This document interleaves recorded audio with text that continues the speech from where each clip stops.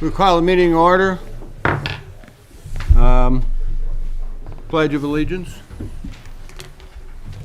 Pledge allegiance To the flag of the United States of America and to the republic for which it stands, one nation, under God, indivisible, with liberty and justice for all.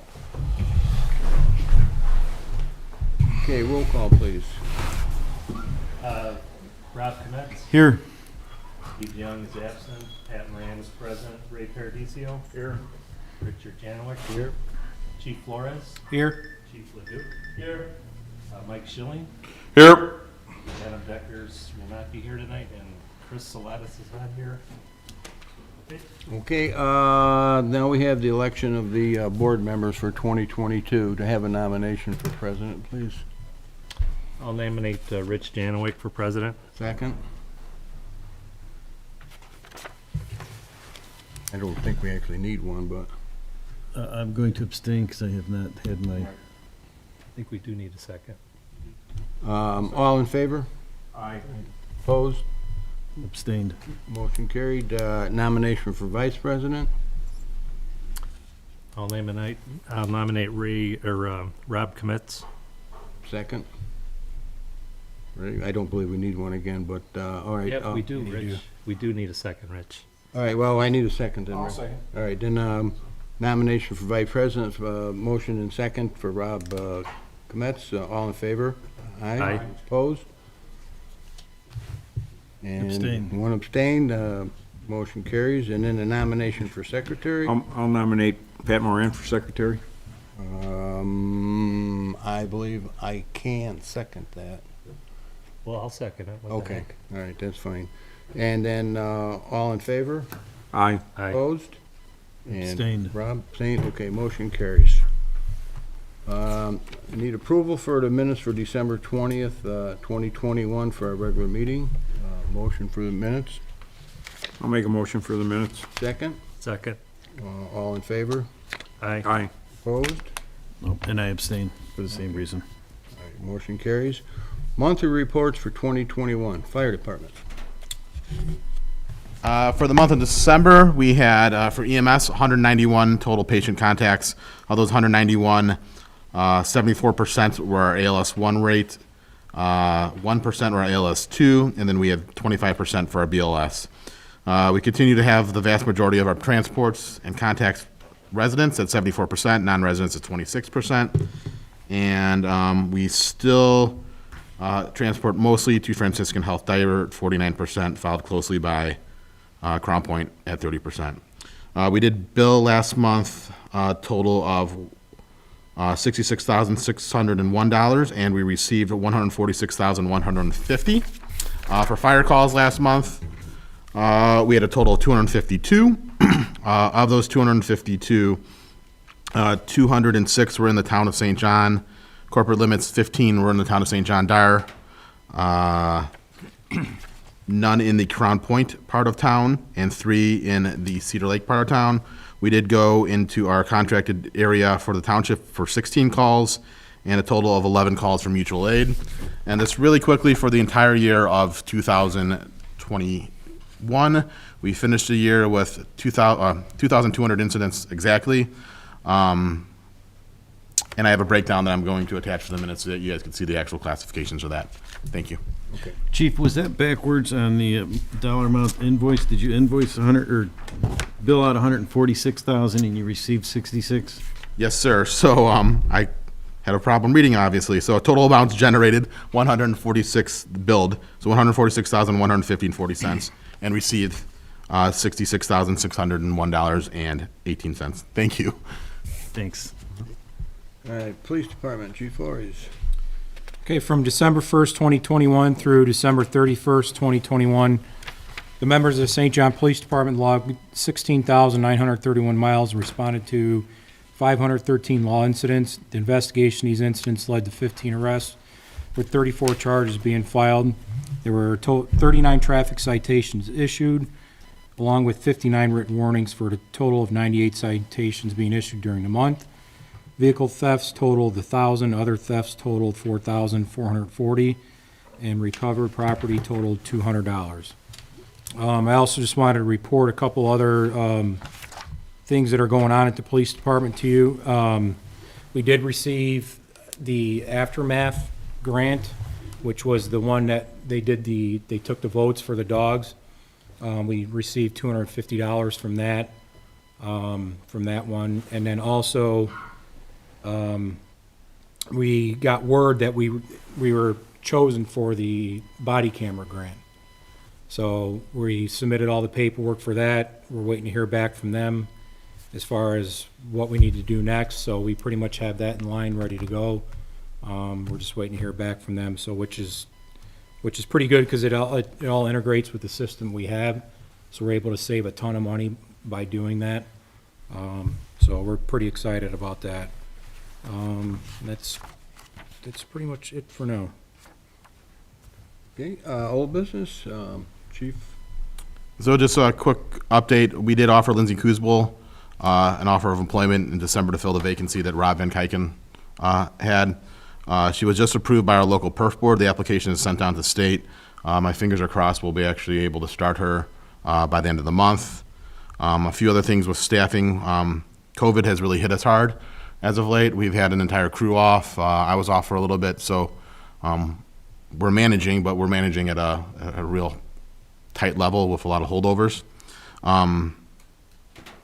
I did talk to the town council, and the town manager did tell me to apply for the 2022 SAFER grant, which is the grant that you could get funding for firefighters.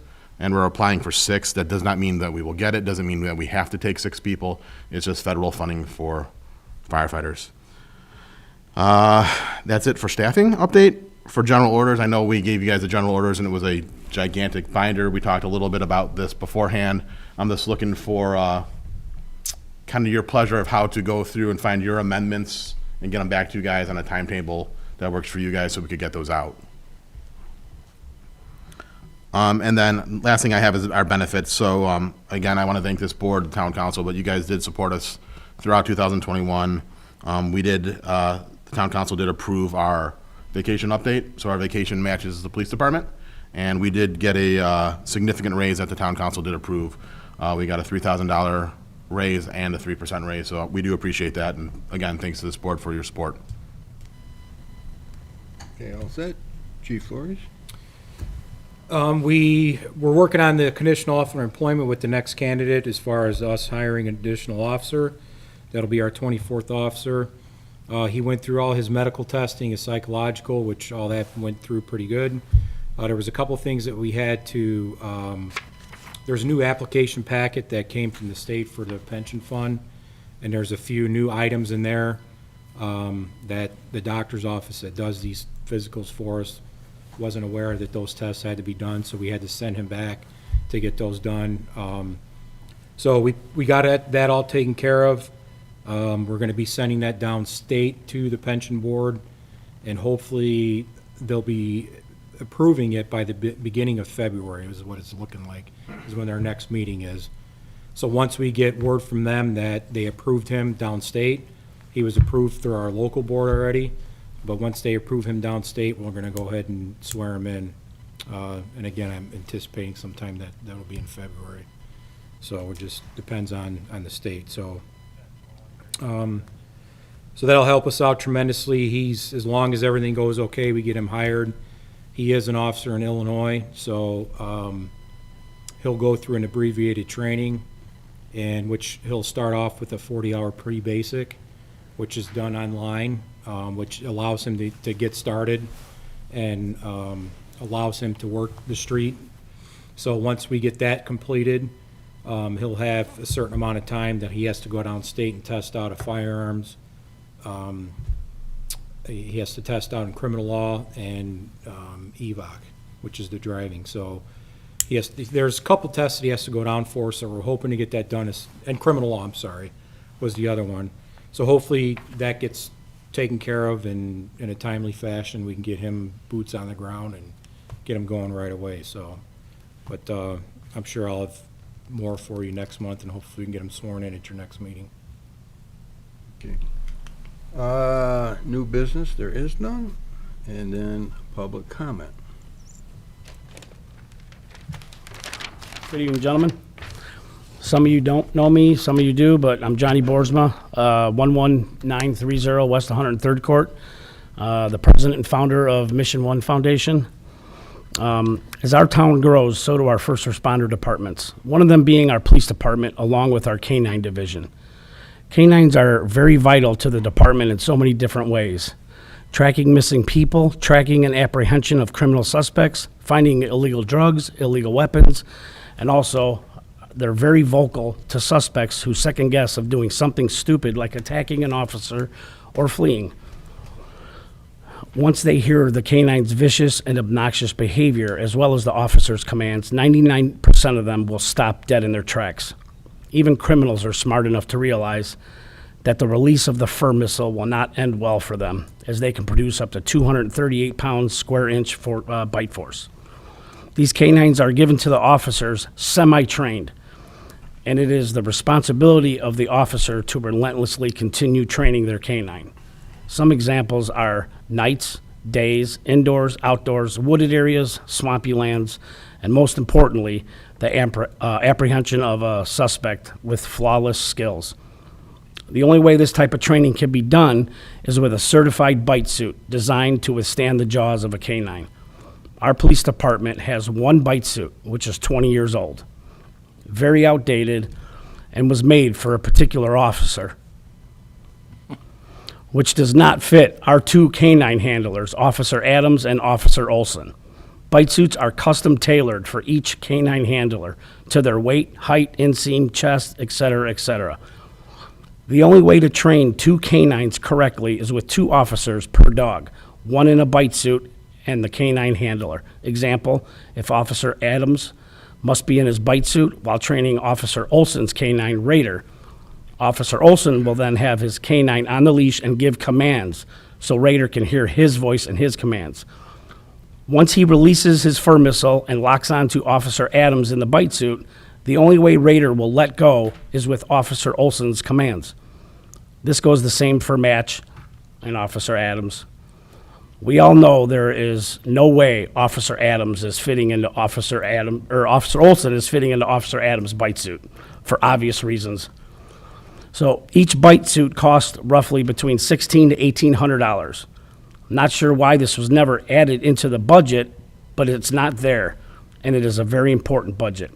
With all this being said, on behalf of some of my board members are here, we decided to purchase two bite suits for both of our canine handlers, to the Officer Adams and Officer Olson, and to the St. John Police Department, which is extremely needed. The total cost for two bite suits is going to be roughly around $3,400. So once the order is placed, it will take about 8 to 10 weeks to be delivered so that Raider and Match, Adams and Olson, and any future St. John canine will be fine-tuned fur missiles. So we are purchasing the two bite suits for the officers as we speak. So congratulations, you guys. So that's all I got. One more thing, I would like to introduce you to, you let them go on me? You got a bite suit? So we do here tonight, I have a special guest that I brought with me. Her name is Sarah O'Farrell. She is Miss Northwest Indiana Teen. She was on Facebook today asking about nonprofit organizations that she could work with.